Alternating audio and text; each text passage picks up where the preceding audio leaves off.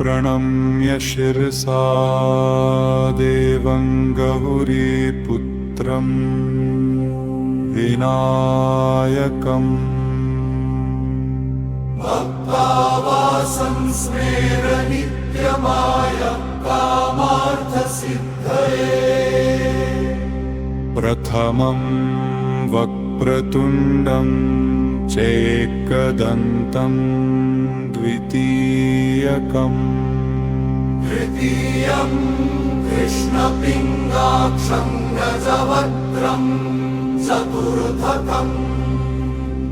लम्बोदरं पञ्चमं षष्ठं धृततमेव च सप्तमं विघ्नराजं च धूम्रवर्णं तथाष्टकम् नवमं भालचन्द्रं च दशमं तु विनायकम् एकादशं गणपतिं द्वादशं तु गजाननम् द्वादशैतानि नामानि त्रिसन्ध्यं यः पठेन्नरः न च विघ्नभयं तस्य सर्वासिद्धिकरम्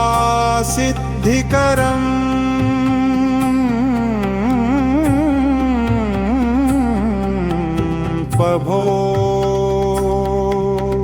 विद्यार्थी लभते विद्यां धनार्थी लभते धनम्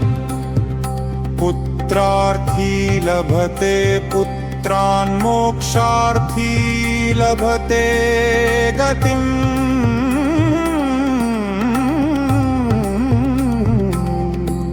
जपे गणपति स्तोत्र षडभिरमासै फलं लभे संवत्सरेण सिद्धिं च लभते नात्र संशयः अष्टभ्यो ब्राह्मणेभ्यश्च लिखित्वा यः समर्पयेत् तस्य विद्या भवेत् सर्वा गणेशस्य प्रसादतः इति श्रीनारदपुराणे